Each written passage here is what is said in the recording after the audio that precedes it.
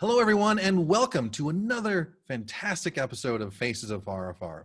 I am Eric Wells. I'm the Support Group Director for Recovering from Religion.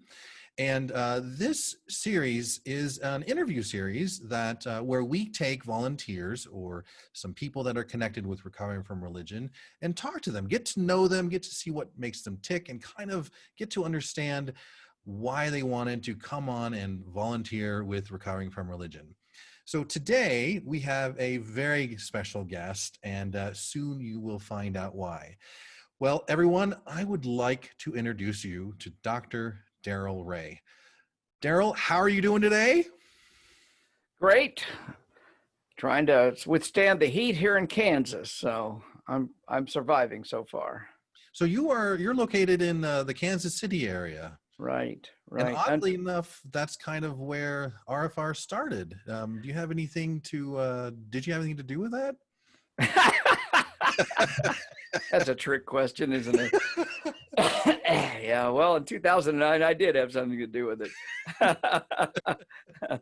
So Darrel, you're the actual president and founder of Recovering from Religion. If it wasn't for you, none of us, I wouldn't actually be here right now.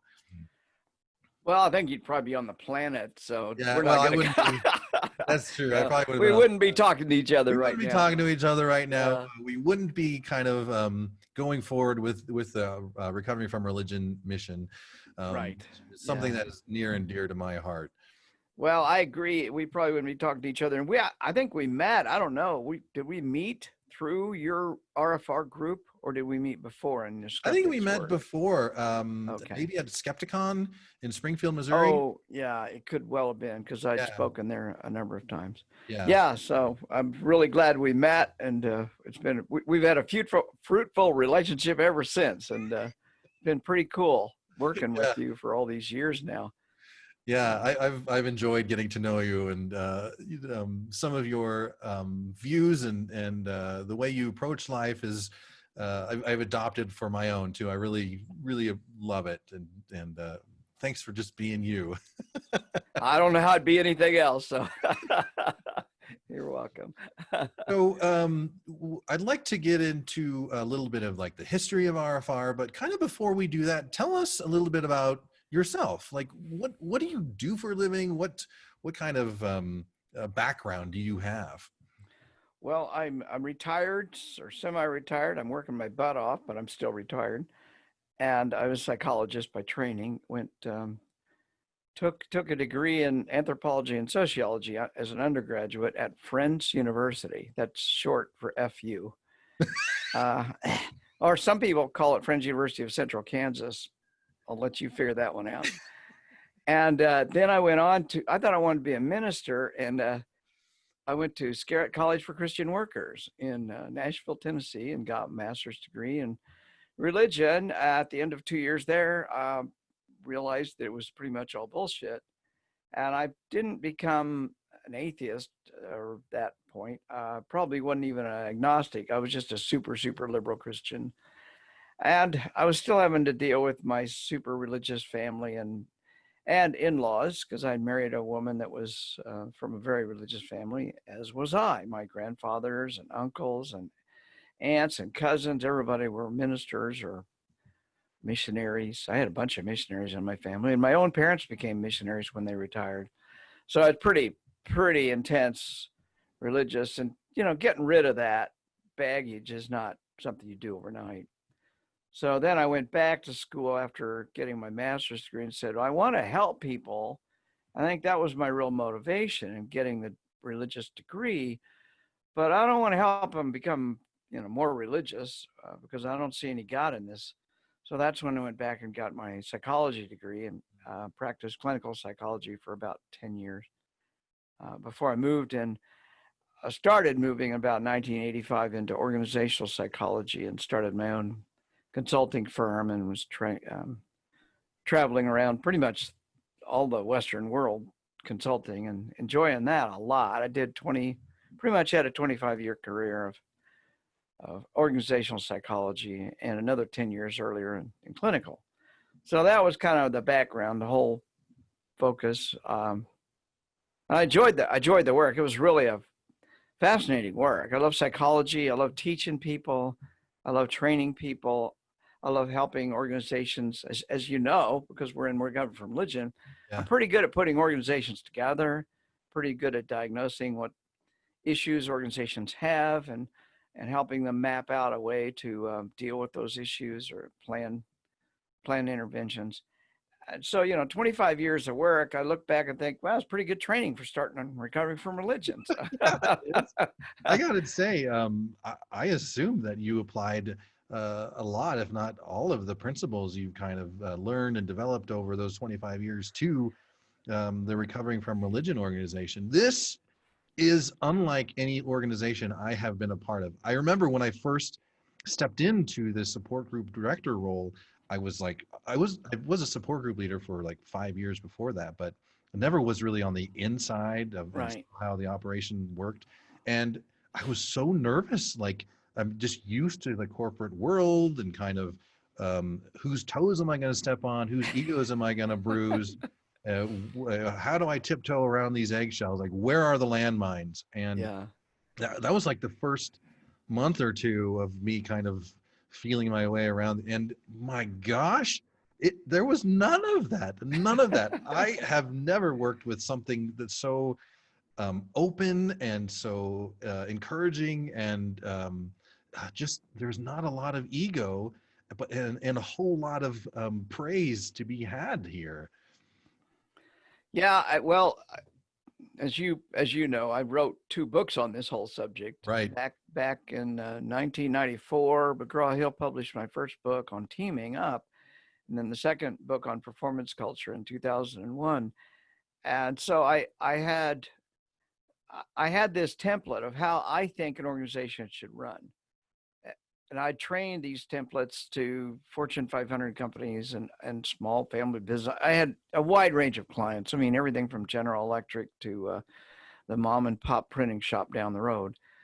And if I could get the owners, CEOs, managers, whoever was in charge, to buy into the philosophy of teamwork and group decision making and high levels of praise and recognition for the work they're doing, you could get incredible performance out of people. And the irony of it was, and I had a number of clients that had created a good system, created the system in the way I helped them design it. And they would have employees leave for other jobs and get higher pay in some other company, and a year later be reapplying for their old job at a pay cut. And the reason for that was they got gratification and meaning out of their job under this system, and they didn't in a system that says the boss is always right, that kind of bullshit.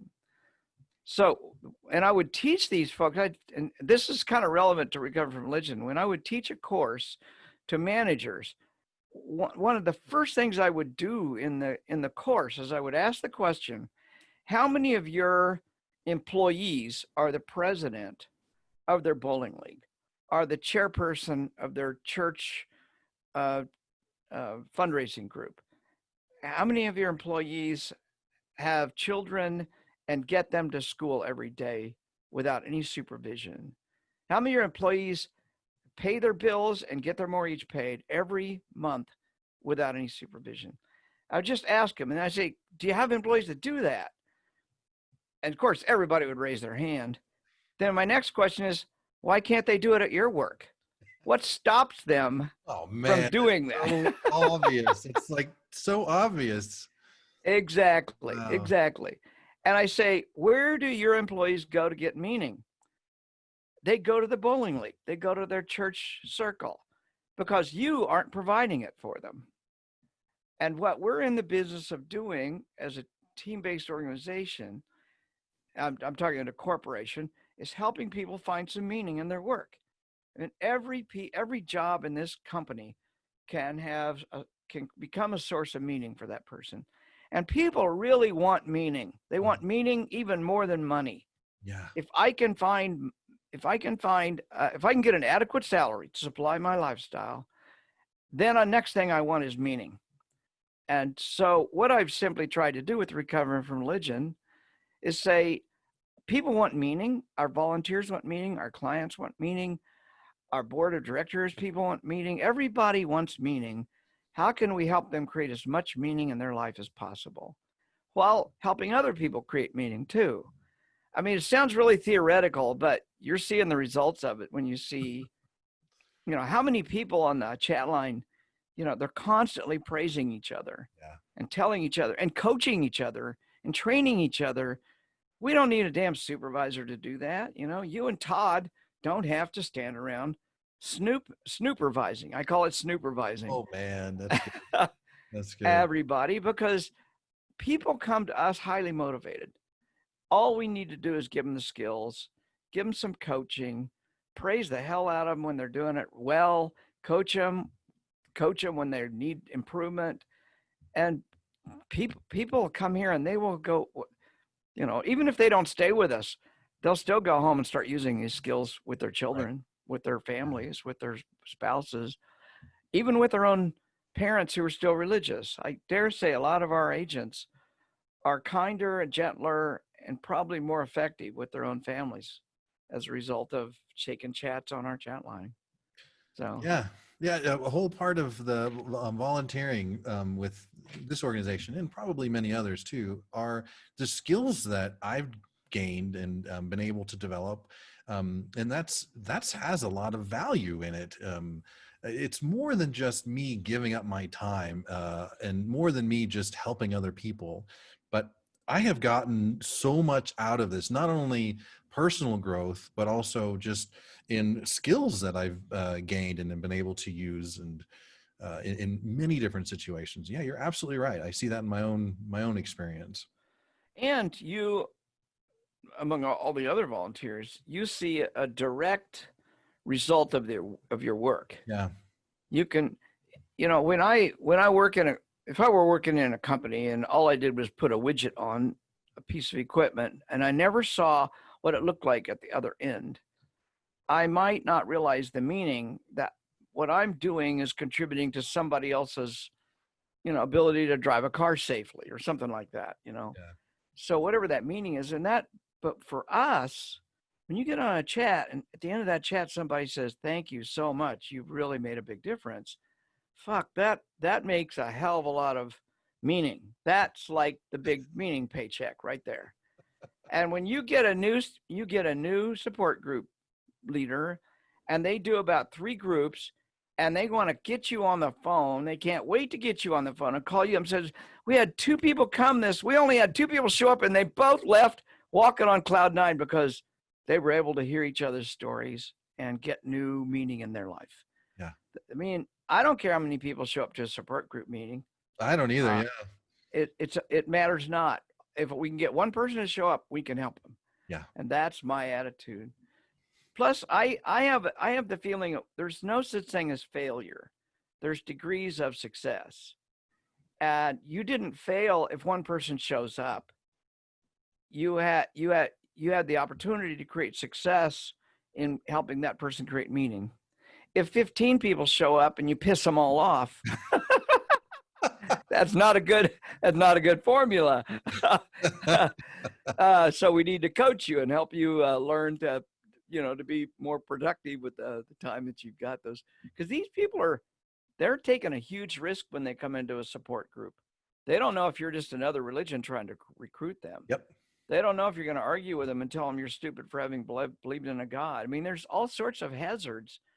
And support group leaders need to be highly sensitized to how they can positively influence somebody or very negatively influence through their. So that's why training, we put a ton of influence or input on our training, and we just don't let people touch our clients unless we think they're properly trained. Right. Which, I will go with half the number of agents, half the number of chat line agents or group leaders. I don't care how many we have, but the ones we do have better be well trained. That's been our attitude. And you buy into that. Todd buys into that. Gail buys into that. That's so important. Yeah, I want the support groups to be as healthy and strong and stable as possible, and that the key to that is the support group leader, the local leader, the boots on the ground Yep. person. And if they're not feeling confident about how they kind of do this, then it'll reflect in the people who show up. And so, yeah, you're absolutely right. Training is Yeah. incredibly important, and I'm going to pat myself on the back, but Todd and I do a pretty darn good job. And Yeah. there's a lot of cooperation between the other helpline agents and the other support group leaders to work together and make one another, or help to make one another better at it too. Right. We're training people for success. We're supporting people for success, and that kind of interaction and cooperation and teamwork, because as you know, we don't do anything at RfR without a team. Yeah. Just the whole lone wolf kind of approach to things is just a formula for failure, because then you're captive to somebody. So we've got the philosophy, if you can't put a team together, then we're not going to do it. And right now we've got some great teams working on some great stuff. Everything from your team doing the support groups, to a team that's running the secular therapy project, to the team that's running the new RfR 3.0 IT upgrade. I mean, every one of these teams has got an immense amount of skill and dedication. And more importantly, they're supporting each other and getting that mission done. You're not out there all alone. Nobody cares. We all care, because the whole team succeeds at it. So anyway. I didn't realize we were going to get off into the my management and leadership philosophy. That's totally okay. It's kind of neat to see, and I think it's important to hear the very beginnings of RfR, like what it's founded on, and kind of how that has propagated itself over the years and throughout the organization. So, yeah, I think that's important to kind of really understand that this is not a usual corporate gig or usual. We're still a little disorganized at times, but man, when someone identifies it, we work hard to solve the problem together. Yeah, right. And we don't run around blaming anybody or No, pointing fingers. yeah. Pointing fingers doesn't get anything solved. Just work together. Yeah. Kind of natural, but It's actually a very pleasant way to work. And here's the deal. I think people probably give us far more hours, energy, and emotion than they planned on when they first signed up for us. Yeah. I'm pretty sure that's true of you.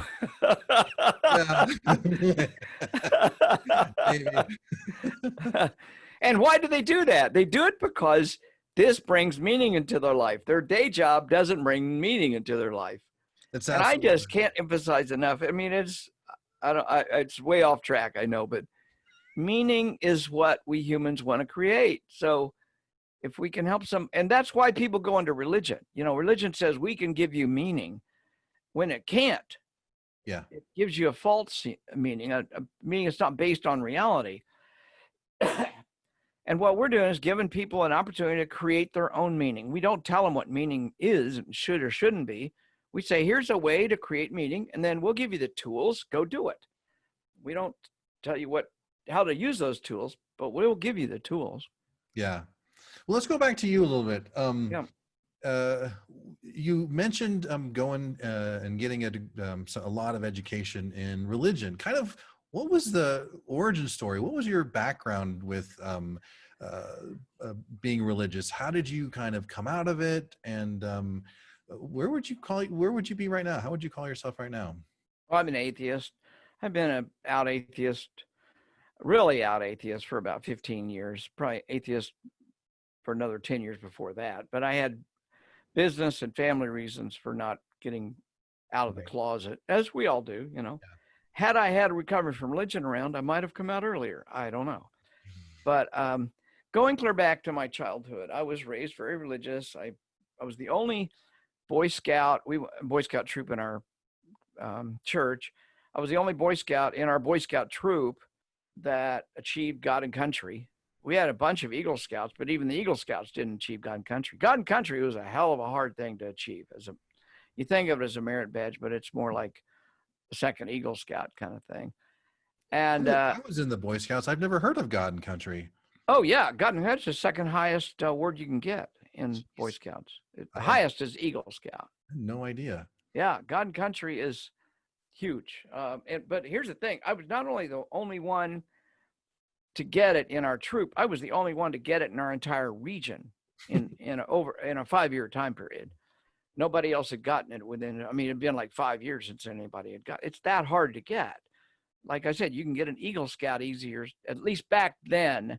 I have talked to people since. People nowadays say God and Country is just another merit badge. Boy, it sure wasn't back then. But anyway, I tell you that because it took a lot of work. It took a lot of Wednesday nights in the basement serving coffee to senior citizens during their, stuff like that. I was dedicated. I was a Christian. I wanted to help people. I was never a fundamentalist Christian, though. I was never a conservative Christian. I was always very liberal. I always believed evolution. It never made any sense to me, the Genesis story. I always believed the Bible was, quote, metaphorical, even though I don't even think it's a good metaphor most of the time. So tell me how you really feel, Darrel. Well, I'll try to keep I'm totally kidding. I'm totally kidding. So it was inbred into me, and I took to it. I loved helping people. I mean, yeah, I was pouring coffee for senior citizens, but I loved doing it, and it helped me get the merit badge or the God and Country. That's not the reason I'm telling you that. I'm telling you because I was dedicated to helping people, and I thought the way you do that is through Jesus, through the church. Yeah. And as I got into college, I actually became a Sunday school teacher. And I have the singular distinction of being the only high school Sunday school teacher anybody could ever remember that taught evolution in Sunday school class. Yeah. Wow. The elders didn't like that very well, but they couldn't get anybody. They couldn't get anybody to teach the damn Sunday school class except me. So what are they gonna do? And you know what? They couldn't get. Before I came into the Sunday school teacher in that particular church, Antioch Christian Church, and then later Westside Christian Church in Wichita, Kansas, they were getting 2 and 3 kids showing up. Within a couple months after I started teaching, I'm just like a sophomore in college. I'm not that old. I'm probably 20 years old at most, and about to get married the next year. I'm teaching the Sunday school class, and we're getting 20 and 30 kids showing up to every Sunday on Sunday morning. Nobody had seen anybody. And I'm teaching critical, higher criticism in the Bible. I'm showing that the synoptic gospels are just bullshit, and I'm saying, okay, Mark has a whole chapter that somehow got added later, and all this. Well, I'm teaching something that's factual. They can't hardly argue with me because I'm pulling it right out of their own concordances and stuff.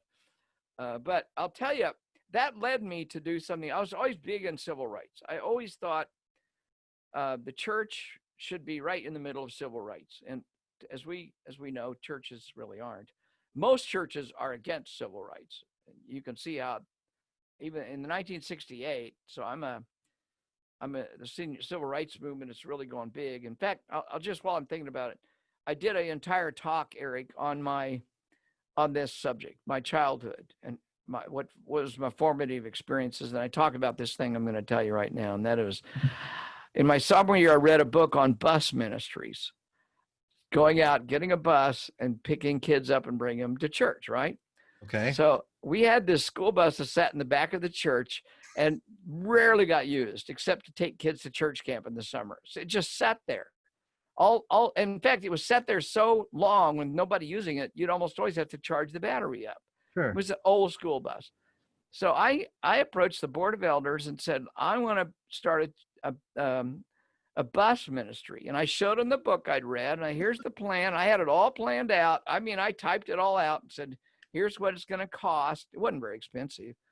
And they already had the bus. You pay for the gas. It's about all you had to do. So I recruited another guy to help me. He was he was actually a little older than me, and actually had just graduated from law school. So the two of us started this bus ministry, and I was going out into the projects of Wichita, Kansas, and picking up Black children, Hispanic children, white children, anybody that wanted to come. And I was going on Saturday mornings and knocking on their doors and saying to the parents, would you like to send your children to church on Sunday morning? I'll come by tomorrow and pick them up. And, these parents would look at me and say, okay, let me think here. You're going to take my children. I don't have to deal with them for 3 hours on Sunday morning. Sure, take them. We filled that fucking bus up almost every Sunday because these parents loved having a Sunday morning off, and I was going to be their babysitter. So we get into the church, and the little old white-haired ladies, they were just appalled to have little children running around unsupervised that didn't have the right skin color in their estimation. I did that for about a year. I did several. I mean, I could talk about all the things I did.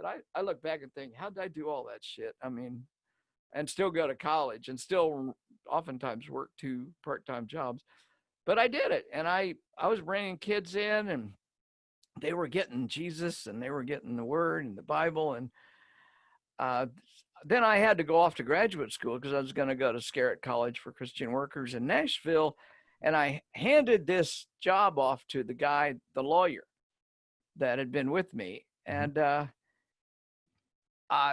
first week I left, I moved to Nashville, and I called back and said, well, how'd it go? And what I learned was he was a plant. He had been planted by the elders to make sure I didn't go off the deep end. Oh, make sure. God. Yeah. And then when I left and he took it over, he basically trashed it. He never drove the truck once.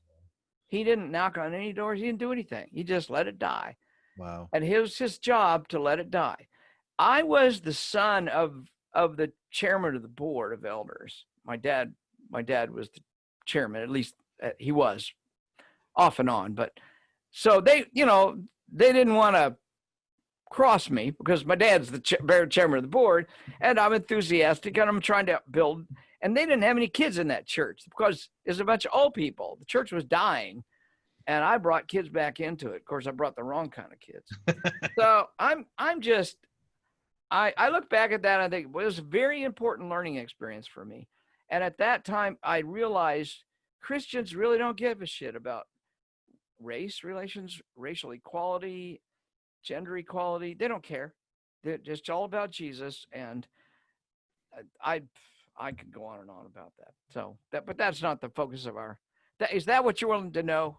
That's yeah. So you went to college in Nashville, and you got a degree in religion. And what was kind of the thing, or was one of the things that for you that kind of started to shake your faith, that started to make you doubt? Well, here's the problem. I look back and say I had a strong faith. I never had a strong faith. Okay. I'm not going to pretend that I was a good Christian. I was a damn good Christian if helping other people and supporting human rights is Christian. I was very good. But I was a really bad Christian if you have to believe the Bible's literal and there is no such thing as evolution and abortion's bad. I was a terrible Christian. And I'm not ashamed of it. Nobody can say to me, well, Darrel, you weren't a true Christian. They can say that to me and they would probably be right. I wasn't a very good Christian. So, okay, I'll accept that. But I went there, and during the time I was at Scarrett had very low, I had a small scholarship, and it had fairly reasonable tuitions, but it was sitting right next to Vanderbilt University and George Peabody University. At the time it was called George Peabody College. And these are like nationally ranked institutions, and they're right next door to this Scarrett College, and I can go to them for the same tuition.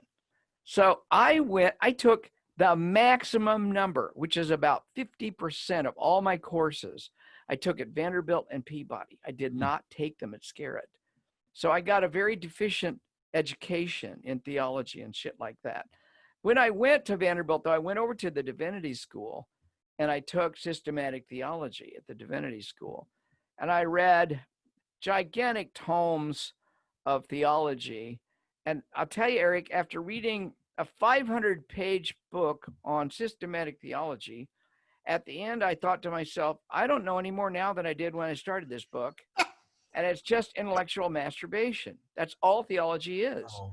It has nothing to add to the human experience because it's all talking about something that you can't even, I mean, the first page starts off with suppositions that cannot ever be proven, you know, the whole notion of there is some supernatural out there. So my education there turned out to be more anthropology, more psychology, and more, I took a course. Actually, this was one of the most interesting courses I took. It was, I went across the street and took theology and literature, taught by a guy named John Killinger. He was actually the minister of the American Baptist Church in Nashville. He had a part-time gig teaching this. And in that course, I had to read 19 novels. This is theology and literature. I never even thought about theology being in literature until that moment. Uh-huh. And 19 novels. Oh, and then you had to choose one of those novels, all by different authors, and read everything that author had written. Oh, and then you had to write a damn term paper. Now think about that. Yeah, don't pick C.S. Lewis, right? 19. Oh, one of them was C.S. Lewis. 19 books. And then what if the guy wrote 20 books? He had to read all those. And then you had to write term paper. There's like 40 books in a single semester. You had to be reading a book every 2 days. And then you had to do all your research to write the paper. That was a kick-ass. I learned more in that semester. And I learned so much theology through literature. And I just love it. To this day, there's books. I see that shelf of books? Yeah. That shelf right there is John Killinger. John Killinger. Oh my gosh. That entire shelf was the books we read for that single semester. And that's where I got introduced to Kurt Vonnegut and Cat's Cradle. Oh, those are the best books. I know. I love them. The best theology on the planet is Cat's Cradle. If you want to learn theology, just go there. You'll also learn politics. You'll learn sex. You'll learn a whole lot of stuff. So it was a hell of an experience. I look back and I think I could not have written my books, The God Virus or Sex and God, had I not gotten that education at Scarrett College. It was groundbreaking. It was phenomenal. I didn't act upon it in some ways. I mean, I graduated from Scarrett in 1974, and then the rest, you know, for the next couple decades, I was doing my thing. But in the back of my mind, I'm still thinking about this, and I've left the church. All this training comes back to bear when I sat down in 2007 and 8 to write The God Virus. And at the time, you know, I'd written 2 other books back in the night, you know, I mentioned earlier. So I knew how to write a book. I knew how to get it published. I knew how to edit. I had all the skills I needed to get books published, but I had never written anything in the realm of secularism, atheism. I'd read Dawkins, Dennett, Harris, Hitchens, but when I read all them, I thought these are all excellent books. These are wonderful, interesting books. I read several other books I thought were interesting too. However, nobody was writing it from a psychology's perspective. And I thought somebody needs to write this as a psychologist. Well, who's a psychologist that could write this stuff? Who has the proper training in understanding literature, written books before, knows how to edit, and also has a psychology degree. Who could possibly write that book? I had to think hard, and then I started writing. And when I write a book, I get it done. It takes me anywhere between 4 and 6 months to write a book when I decide I'm going to write it. It may take me 5 years to decide to write it. And I don't know that I'll ever write another book, because I have this philosophy: you don't write a book unless you got something to say. And something about authors, I just hate authors that say everything they got to say in the first 3 chapters of the book, but they got to fill the next 10 chapters with bullshit. I really feel, and I could be just blowing smoke up my own ass, I don't know, but I think if you read every chapter of any book I've ever read will teach you something. And that's why I probably will never read another book. I write another book because I think I've pretty much I've written everything I want to teach people. So I'm happy, I'm satisfied, and I still am shocked at how much God Virus and Sex and God sells. I'm blown away. Those books make a huge impact on people, a huge impact on people. It seems like it. And I had no idea when I wrote it if anybody would even read the darn thing, but they do, so that's good. Well, going back, you said you've been an atheist about 25 years. 10 you were kind of in the closet, and 15 you were out. What was that? And it sounds like it was sort of like a gradual transition, but what was that transition like for you? Like, what were some of the things that you had to work through to kind of realize or get to your final atheist state? Well, I'll tell you two stories that will illustrate that very well. First is in 2001, I got divorced for my second marriage. The second marriage didn't last very long, 3 years. bad idea for both those right off the bat. And I started dating. And early on my dating experience in 2002, I started dating this woman, Judy Rupke. She and I are still great friends. She was an atheist, and she had been since she was 14 years old. We met on Match.com. We just really liked each other from the very beginning. And we started doing a little traveling together. But what we realized after about a year is we couldn't stand each other, except when we traveled, in which case we really did enjoy that. So we stayed friends, kind of went to movies together, and I dated around other people, of course. And one day we're having this conversation about atheism, and she finally, I'd been calling myself an agnostic the whole time we were dating. And one day we're on the plane, I can't remember where we're going, to Ireland or something. We're on our first international trip. And she looks at me and says, "Darrel, you need to shit or get off the pot. You know you're an atheist." And I think, oh, Judy, you're too right. I am. I got to get off the pot. So it was at that moment I started. That was 2002 or 3, something like that. I started openly saying I'm atheist, but I still hadn't written my books, and I still had to be very careful about my corporate clients. You know, you don't mix religion with Right. business. So I went on just being out atheist, but not in your face, until 2009. When 2008, when I announced to my staff, I had 5 staff members. I announced in a staff meeting that I'm going to write this book, The God Virus. And my office manager, who wasn't very religious, actually had some pretty anti-religious ideas, she just turned white and she said, "Darrel, we're going to lose our clients." And I said, "Yeah, we might lose 1 or 2, but I'm not worried about it. I got to write this book." So I wrote the book. When the book came out, I noticed immediately that my clients stopped returning my phone calls and my emails. And within 6 months, I'd pretty much lost all but 2 of my clients. And I pretty much lost my business. Wow. Now, this was 2010. I was thinking of ramping the business down at that time anyway, or had been, but I hadn't. It was 3 years sooner than I had planned on. So the saving grace was the God Virus sold well enough to make up not all the income, but a good amount of the income that I lost as a result of it. But it quickly showed me that being an out atheist has huge consequences, because these are major corporations. I mean, gigantic corporations that I'm working with, and I'm generally working with the HR department. And if the HR director or the person I'm using as liaison is religious, in which a lot of them were evangelical Christians, but they're in the HR department, and they liked me and they hired me. Some of these companies had used me for 20 years. Now, you do not stay a consultant with a company for 20 years unless you're doing a damn good job and they really, really like what you're doing.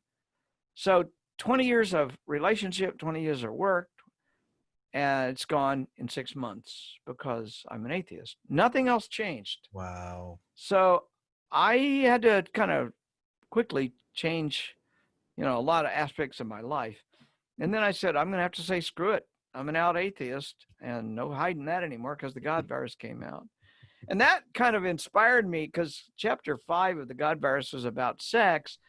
And I got so much feedback from that one chapter that I thought I need to write a book about sex and God. So that's where the book Sex and God came. 3 years, 3 years afterwards, in 2012, I published that book. And I don't regret any of that now. At the time, it was pretty traumatic, but Sure. now it's pretty cool.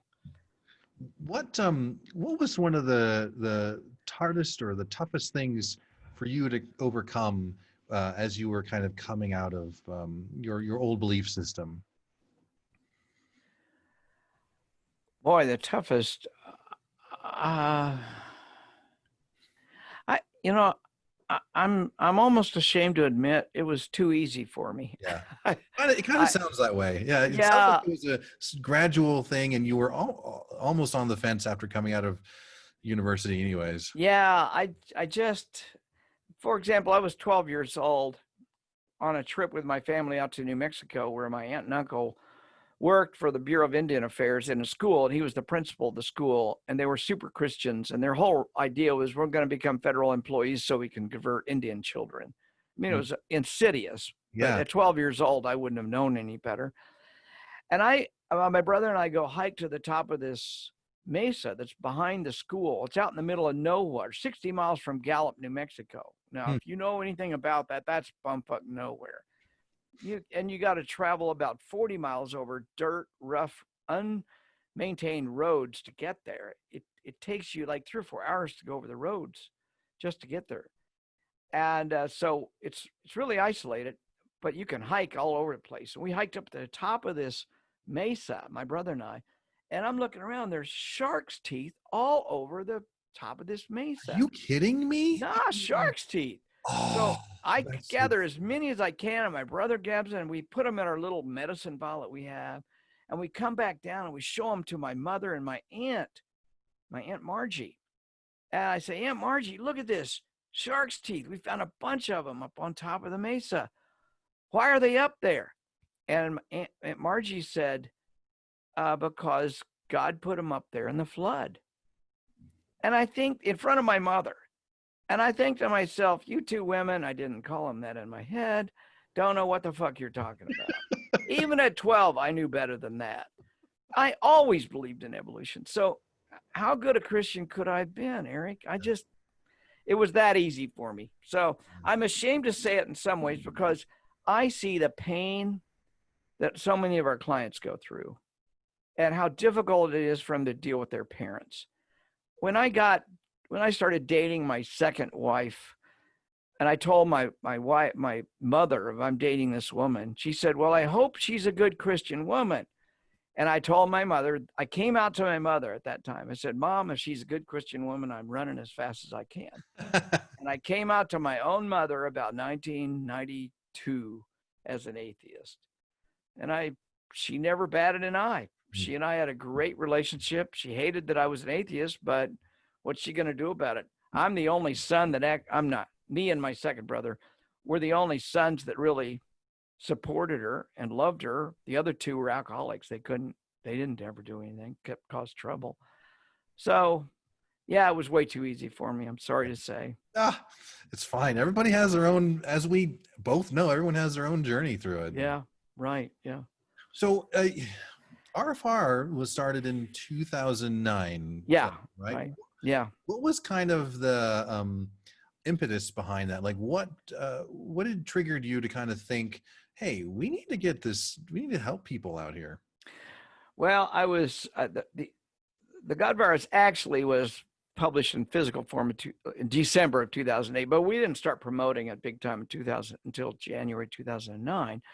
But I'll tell you, it seemed like minutes after that book came out, I started getting phone calls, emails, text. People started contacting me, and they started saying, I need help. And I couldn't help them. I mean, I'm just one person.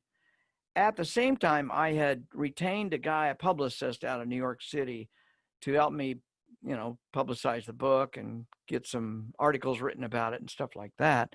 It was a pretty controversial topic if you look back at it in 2009. And Dawkins' The God Delusion was still is pretty damn popular. So among the others. So I keep getting all these phone calls and requests for help, and I can't possibly help people. And I tell my publicist about it, and he said this, and I have to credit him for this. He said, well, Darrel, you should just start an organization called Recovering from Religion and use it to publicize your books. And I thought, wow, that's a great idea. My initial intent was just to get my books out in front of people's faces.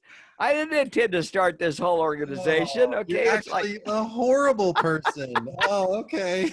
yeah. So then I said, okay, well, of course, he gave me the idea that he ran away. I never heard from him hardly since. You know, it was just an idea. So I picked the idea and run with it. And I thought, well, how do I do this? And then I decided, well, I'm going to do a meeting. I'm going to start a meeting. And I went down to the IHOP 6 miles from my house in the back room and announced it on the meetups back then, early in the meetup history. And 11 people showed up at this meeting. 11 people showed up in my very first meeting. And Whoa. I only knew one of the people, only one of them. Wow. And we go in the back room. Nobody knows me. I don't know anybody except that one guy. And I ask him 2 questions. I say, how did religion hurt you? And how did religion help? How have you benefited by leaving a religion? And 3 hours later, the manager's kicking us out because they're closing the damn room. Okay. And at that moment, I realized I'm not starting this to publicize the book. I'm starting this to help people.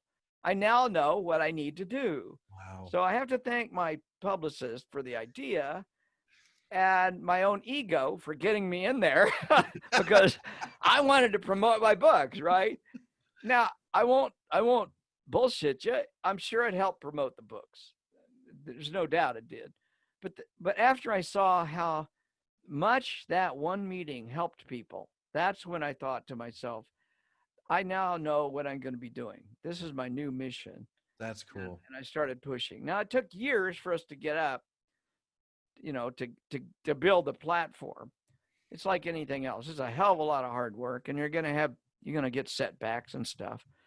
But once I got a good team of people together that all were on the same page, that didn't want to. The problem you've got in a lot of volunteer organizations is they're not joining to help the mission of the organization. They're joining to get famous themselves, or to get ego gratification, or to take over the organization. I mean, there's a lot of bad reasons for joining an organization.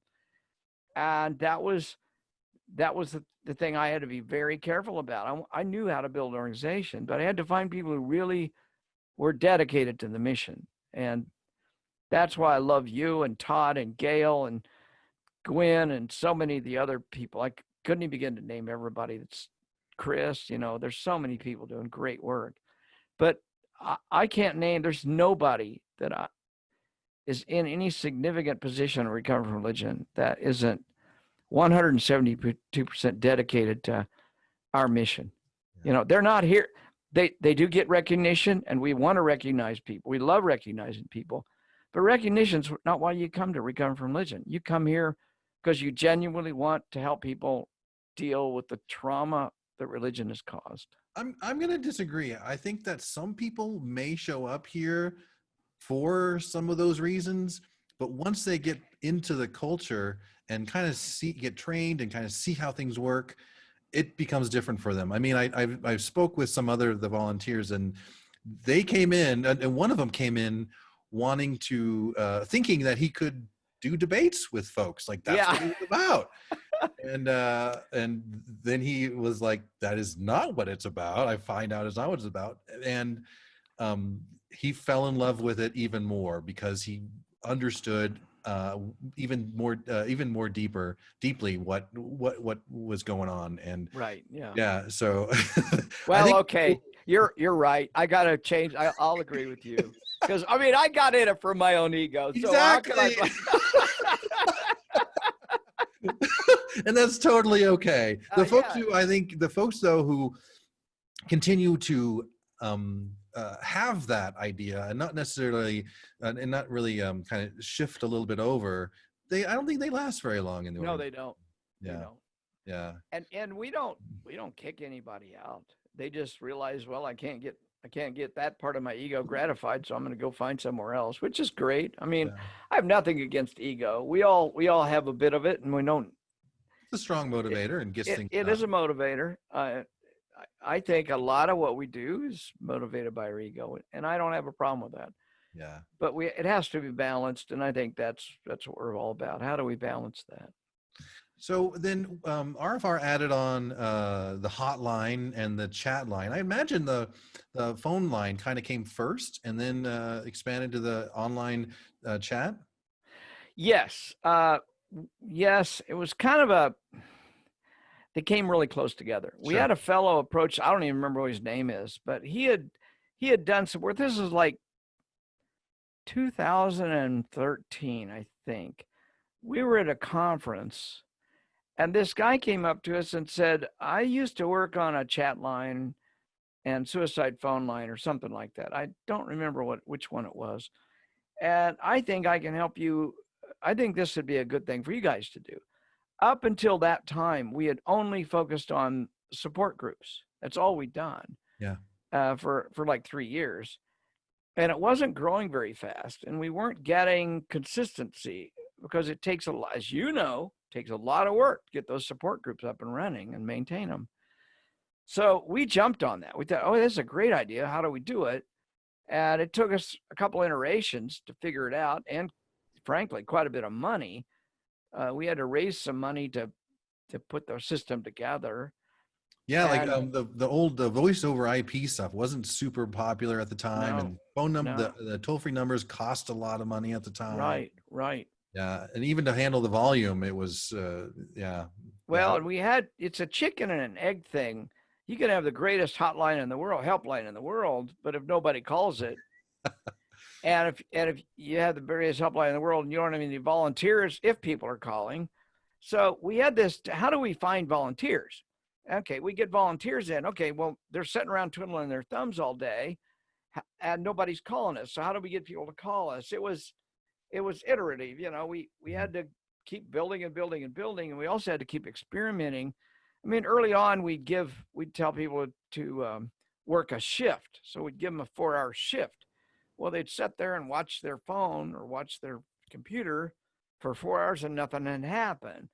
Well, it doesn't take long till you get discouraged and leave. Right. So all that investment in training them and equipment and all that is for naught. It took several years for us to figure out what works and what doesn't. And quite frankly, we're the first people who've ever done this. Nobody on the planet's ever done anything like this that I can find out. So even though we could talk to a suicide hotline maybe or some other kind of helpline and ask them how they worked it, what we found oftentimes was they had, $500,000 behind them. Sure. and we've got $100 behind us.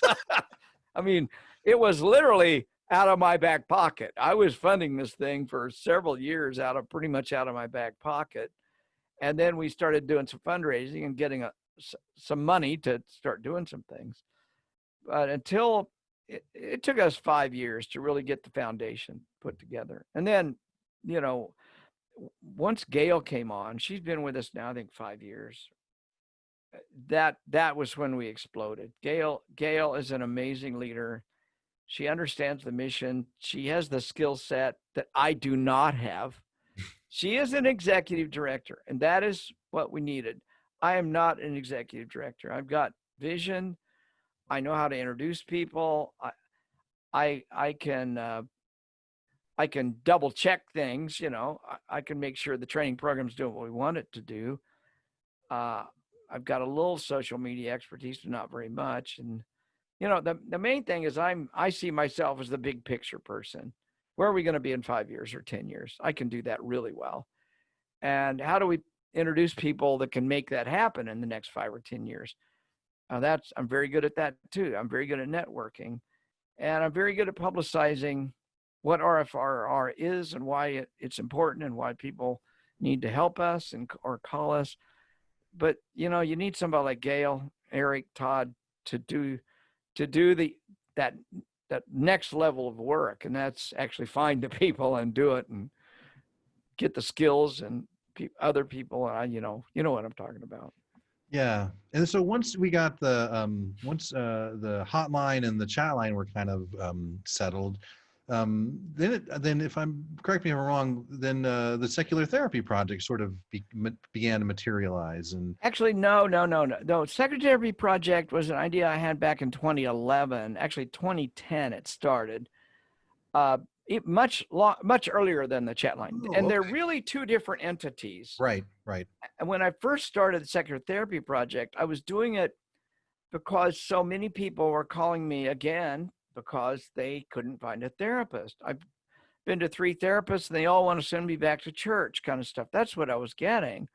So in 2010, I started trying to figure out how do I link up people I know are therapists that are secular with people who need that help. And the idea occurred to me, if I've done a lot of online dating in my life. I'm pretty damn good at online dating. And I know that sounds bad, but I know how to use Match.com and Adult Friend Finder and, you know, all those dating sites. I tried them all. And sometimes as a research project and sometimes to find a date. And I realized that you in those dating sites, each person is anonymous. I mean, if I can find somebody and I can connect with them, but it's always through their site. So nobody knows my phone number or email. They can't stalk me if I don't want them to. I don't have to meet them if I don't want to meet them. So I thought, well, that's what we need for the Secular Therapy Project, because secular therapists in Oklahoma City cannot come out and say, I'm an atheist or I'm secular, because they'll lose their entire practice. No judge will send anybody, no hospital, no minister for sure will send them. So they need some way to be anonymous. And on the other side, the client needs to be able to find somebody they know is not going to send them back to church. And you cannot get on Psychology Today's website and find a therapist that's secular. You can't tell. So that's when I started putting the Secular Therapy Project together. And Han Hills out of Wilmington, North Carolina, I believe it was, helped. I think that's where he lives now. Anyway, he started helping me. He and I met at a convention, and I heard he had IT skills. I said, Han, can you help me with this? And I explained to him what I was trying to do, and he said, yes, I can do that. Well, it turned out, as you might expect, a lot harder than he expected it to be, and a lot harder than I expected it to be. But he put by May of 2012, he had put together a structure, an IT structure that worked. Now, it wasn't complete, it wasn't perfect, but it fucking worked, and that's what mattered. And so in May, actually in February, I could see it getting close to finished. I started asking all my secular connections in the therapy world, and I got about 24, 25 therapists say, yeah, I'll join if you get it up. So in May, we launched, May of 2012, we launched Secular Therapy Project, and those 25 joined immediately. So I had a database. I had a tiny core of people, right. Most of which are still with us. They're still in the database, unless they've retired or something. And from there, I had to put a team together, and I took those people that had joined, and I got 3 of them to help me. I said, would you help me screen new applicants? Because I had screened the 25 that were in, or I think it was 24. So I knew they were all secular therapy, and they would not try to send somebody back to church. And then I recruited 3 of them to help me. And then we started advertising, say, if you're a secular therapist, apply. And we developed the criteria, and we developed the voting site. Within the Secular Therapy Project, there's an entire system of voting. And the team, it's now headed by Samantha Carlton and our director, Eric Sprankle. The team now, there's 4 therapists, and 5 now, I'm sorry, and they all look at every applicant, and they ask questions, and they query the person. They look at their website, and then they vote. We're voting to allow this person into our website, or we're into our database, or we're not. And we have pretty rigorous standards. Yeah. And 40% of the applicants don't get admitted. And very few get admitted on the first shot because we want to make sure you've got to prove to us that you're secular. You've got to prove to us you use evidence-based methodology. You got to prove to us that you're licensed in your state or political entity or whatever. And, I think a lot of people think, well, I can just go on Psychology Today and put my profile up. And you can on Psychology Today. You cannot do that on Secular Therapy Project because we actually have quality control. It's a lot different than just a free marketing site for therapists. Right. But it is a marketing site. I'm not going to downplay that. Yeah. You have to really show some stuff. And what we've done some analysis, and a lot of therapists are getting anywhere from 3 to 10 inquiries a year through the Secular Therapy Project. Well, if half of those turn into clients, paying clients, that's quite a bit of money to the particular therapist. So we do it for free. We do it because we want to connect people. The therapists themselves sets their own fees, and they don't pay us anything, although we do ask therapists to donate to support the Secular Therapy Project. Which makes sense. Yeah, and not every therapist donates, or not of them donate very much. I wish they donated more. I mean, if they're getting a benefit from us, I wish they'd, pay us back a little bit. But, I do it because I want to help people, not because I want to we don't get any money. Secular Therapy Project probably does not pay for itself. Got it. Now, I want to mention one other thing because it's important, and that is that we did a total redesign of. I told you Han Hills got us started. He did a good job getting us started, but it pretty quickly became clear that with a large database, and I mean, we just passed 22,000 clients, 430 therapists this month, I believe it is. Well, you got to have a pretty robust system, and we kept having glitches. So we found David Klinge, and David volunteered to do an upgrade, 2.0, if you will, of the Secular Therapy Project. And he spent about 6 or 8 months totally redesigning it. And then we launched that in, I believe it was 2017. We launched the upgrade, and it's just been working beautifully. We have very, very few glitches in this new system. And it's easier to maintain. It's much more robust. It's got some features that we didn't have in the previous iteration. But Han Hills, I have to give a lot of credit. Han Hills and David Klinge, those two people made this possible. I could not have made this possible. Right. It was my idea, but I'm a good person at visualizing and getting things going, but I got to have people like David, got to have people like you and Todd, Gail, that know how to put things together. The idea is pretty worthless if nobody knows how to implement it. I don't know about Gail and Todd, but I'm just making this up as I go. Well, you're doing a damn good job making it up. Thank you. Keep making it up. Well, let's kind of talk about the future of RfR. You said you're the big picture guy, and what do you see for the future of recovering from religion? What do you see 5-10 years down the road? Well, I think the thing we've got now is a platform, a robust platform.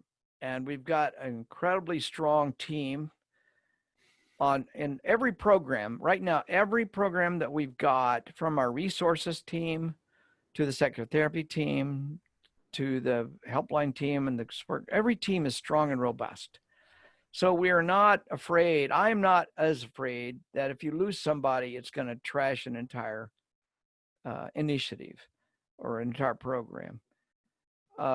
From once you've got that kind of a base, it's like a foundation. You can build a pretty huge building on top of this foundation. So that's kind of my way of thinking of what we're doing. So first thing I'm looking forward to, and the COVID thing, the pandemic put a kink in our sails here, but that is, how do we expand this in ways internationally? And when the COVID hit, Gail and I and the board sat down and thought, what are we going to do? And our solution was, well, we obviously has to go online. And then we had some guy named Eric Wells step up to really make this happen. And before you know it, we've got RfRX, which I never dreamed of. I mean, this is an idea that came out of the blue, and we have to blame you for everything that's happened around that. So the fact is, I saw this differently.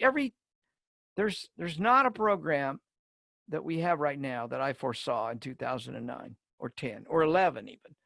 I mean, you let an organization grow organically, and that means you let the people in the organization create the organization. And that mistake that many founders and leaders make is they have a vision, but it's a very narrow and very specific vision. And I don't think that works very well. What works better is to create a vision and a mission, and then let people decide what programs work and don't work, and where they want to take those programs. There's many programs I had ideas about that never got off the ground. As Gail on the board will tell you, I have an idea a minute. So I'm dangerous about that. And Gail's pretty good at saying, oh, hell no, Darrel, we're not doing that. Yeah, a couple of board meetings back, I had this great idea, and I was about halfway into the idea, and Gail said, oh, hell no, Darrel, we're not doing that. And I thought, oh, thank you, Gail, you're right. Actually, one of the benefits of a good executive director is one that knows how to say no to me or anybody that's in the position of the president. So I see the international expansion as really important. And part of the beauty of RfRX is how many people show up from outside the North America. Oh my gosh, it's so cool. Isn't that cool? Oh, it's so cool to see them. So that's a big piece. And kind of joining that, when Dr. Caleb Black stepped down as the director of the Psychotherapy Project after 5 years, he did a great job. We decided we're going to redesign psychotherapy for a new direction or new mission. And so when we advertised for the new director, we found Dr. Eric Sprankle, but in the process we found two other people, and Dr. Tanya Johnson and Dr. Travis McKee, and they all interviewed for the director's position. Eric got selected, but then we thought to ourselves, well, hell, we don't want to lose Travis and Tanya. They're great. And we already had Samantha Carlton, who's doing a super good job of leading the team and social media for psychotherapy. So what we did was we said, okay, we're going to expand this. It was our vision anyway. And we're going to put Samantha in charge of, I'm not in charge of the team, the vetting team that votes, and social media, which she was already doing. And we're going to put Travis in charge of a new mission. And this will be news, Eric, in some ways. We see universities out there that are graduating very unqualified people. Unqualified in the sense that their job is not, they don't see their job as therapy. They see their job as being a Jesus missionary. It's proselytizing. Proselytizing. So what if you get a PhD from Regents University, and a year of your PhD in clinical psychology is actually having to learn Pat Robertson theology, that God sends hurricanes to kill the gays in Orlando.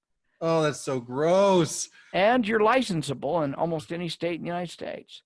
Well, we want to start challenging that.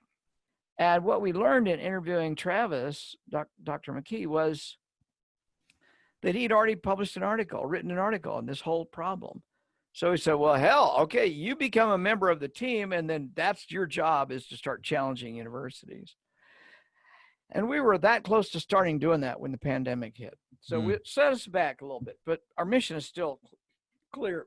We want to start challenging universities who are graduating people with an agenda that is not compatible with the American Counseling Association's ethical guidelines. So many of these people are graduating with ideas about LGBTQ people and things like conversion therapy, and they are not abiding by the guidelines, the ethical guidelines of their own organization. How does that organization accredit? How is Brigham Young accredited as a counseling training organization if the counselors that are graduating from there are not taught and held accountable to the ethical guidelines around LGBTQ in the counseling office? Somebody's got to challenge that. Yeah. And that's what we can do. This sounds a little like activism in some sense. It's activism. I think Recovery from Religion has a role as an activist organization in that area. Yeah. I see us as being the Freedom from Religion Foundation is the legal activists.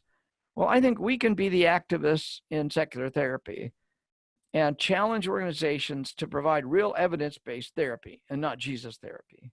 Yeah. The second thing is Dr. Tanya Johnson. Her family's, I think her family origin is Cuban. She speaks Spanish. We see her as having skills to expand the secular therapy project internationally. And that is finding secular therapists in Argentina, in Brazil, in Germany, or wherever, and bringing those people into the secular therapy project, which may mean we have to redesign the secular therapy project to secular therapy 3.0, if you will, that is more friendly to recruitment of international therapists. So I guess the short answer to your question is, Eric, we are no longer just a North American-based organization. We never have been, really, but we're taking serious the international component of it. And we're getting a lot of chats and phone calls from Islamic states, from Pakistan, even Saudi Arabia. We get chats from there. It's dangerous, and we have protocols, as you know, to make sure they're safe with VPN or Tor, but that's where we're going. And I think we've got a huge opportunity. I mean, you've been instrumental in working with Sherry D'Souza in Australia to get groups going in Australia. And we've got 4 therapists in Australia already, and I see we could expand that really quickly if we put our mind to it. Yeah. So anyway, yep, that's where we're going. Yeah, I've also seen just a huge burst in momentum too within the last year. Really, it seems like there was this whole building phase of RfR, and it was like this wave that was building up, and then just within the last year, there seems to be this huge momentum where the wave is beginning to crash and push forward, and it's incredible and quite a rush and to be a part of. Well, our growth is exponential. Yeah. It appears to me. You can certainly see it in some of the graphics and some of the metrics that we follow, because I'm very data-driven kind of person. I want to see data. Don't tell me you've improved. I want to see the data that shows you improved. We were talking to Todd collects data every month, and Dennis. We see every month, we're chatting with more people. We're chatting with more international people. We're chatting with more countries. It's undeniable that our reach has really, really expanded. Yeah. And we're getting more and more people helping us, like the Atheist Experience and Seth Andrews at Thinking Atheist. Podcasters are very aware of us, and they're helping publicize our services, which they themselves aren't doing.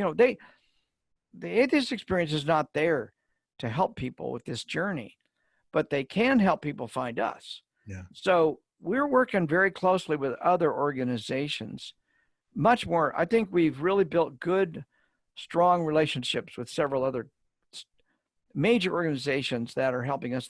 American atheists have always been super supportive of us. I think we're getting more support from organizations like the American Humanists. We put together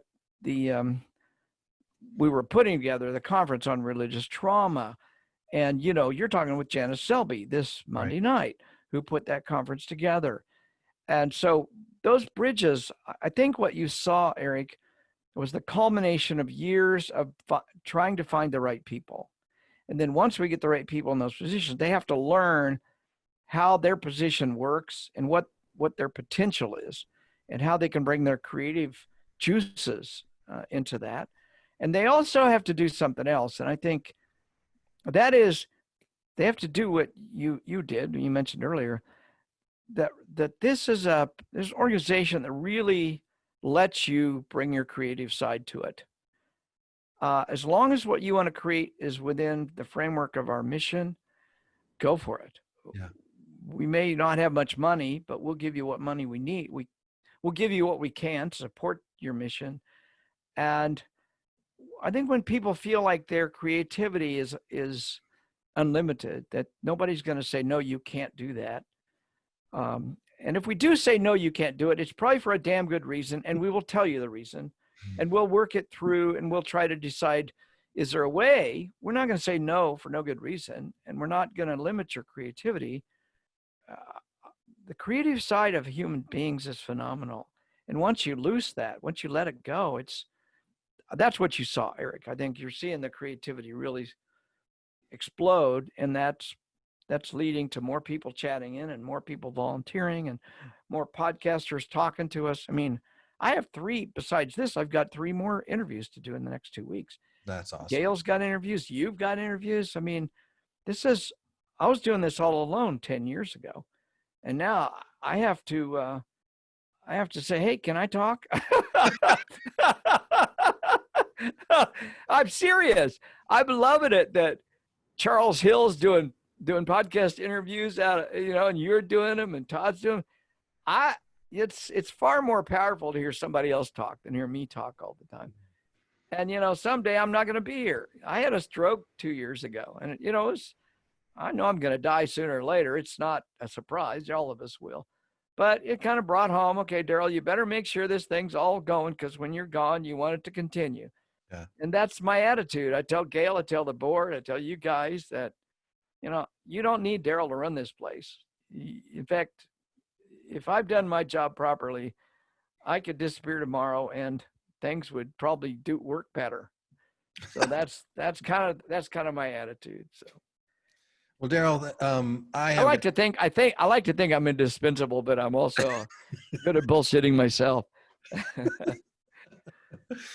I love that. And that's a lot what I found too, is both the incredible creativity that so many of the volunteers have, and also how the organization is open to embracing new ideas and seeing how they could fit within the mission. Yeah, I think you're absolutely right. I have got one final question for you, and it's kind of, in some sense, one of my favorites, and I haven't heard it asked very often, but here it is. You ready? Okay. Okay. If you could travel back in time and talk to your past self, who would you talk to, and what would you talk about? Well, that's 2 questions. Who would I talk to? Is it me? Who, like your 15-year-old self? Oh, 20-year-old self. Okay. Well, I think I'd start at 12 years old. When my mom walked in and caught me masturbating, I'd probably sit down and say, keep doing it, Darrel. You're having a good time, and don't let your mom talk you out of it. So that's one first thing I'd do. Actually, my mom said, it's okay. You won't do it when you get married. I'd probably say, yeah, you will do it when you get married. So I tell my 12-year-old self that, man, you are right on the right track. You study evolution, find out about biology. I'd do all that. I think that's great. Second thing I'd do is I'd probably encourage my 21-year-old self. I'd want to sit down and talk about, because I think I could have used street epistemology on my 21-year-old self. Oh. I really do. I hadn't learned street epistemology. Of course, it didn't exist. But I'd sit down with my 21-year-old self before I went into seminary, when I went to Scarrett College, and use some street epistemology to help me clarify my thinking, because I was on the right track, but it was kind of muddy, influenced by religion, by family. I think I could have probably gotten out sooner, maybe been a little more direct and productive. Although, I'm not one of those people who regrets anything in my life. I look back and say, I wouldn't be here today without that experience, good or bad. I don't tend to be regretful. I tend to look at what's happening, what's going to happen, what I've done, what other people have done. Am I happy? Are they happy? If I don't care how bad the world's going, I still have to live in it. So I might as well be happy in it. I mean, I hate fucking Trump, but I'm not going to let him get in the way of me influencing people or being happy or helping other people be happy. So there you go. Dr. Ray, thank you so much for sitting down and talking with us. I love this conversation. I learned some stuff about you I didn't know before, and it kind of inspires me all over again. Well, good. Yeah. Good. Well, I want to say thank you, Eric, because you've brought a whole new level of creativity and innovation with this RFRX and COVID and what we're doing right now with the Faces of RfR. And you're bringing recognition to people that deserve a lot of recognition. And I love it that you're interviewing people like Chris. I liked watching Chris's interview and Gwen and other people you've interviewed. So thanks for doing that. It's a great service to all of us. Thank you, Darrell. I really appreciate that. Well, folks, that wraps up this episode of Faces of RfR. Thank you so much for joining us. If you are interested in learning more about volunteering for recovering from religion, we've got a link in the description, or you can go to our website, recoveringfromreligion.org/volunteer. There's also, if you're not ready for that, there's also a ton of services that we can offer you, both in support groups and our 24/7 helpline, as well as what we talked about today, the Secular Therapy Project. Please don't hesitate to use those. We've got some, as you heard, fantastic trained volunteers and secular therapists for you to meet. Well, that's it. Look for us on our YouTube channel, subscribe. We're going to have more of these coming up. All right, everyone, take care. There's no reason to go it alone. Recovering from Religion is ready whenever you are. Reach out today at recoveringfromreligion.org.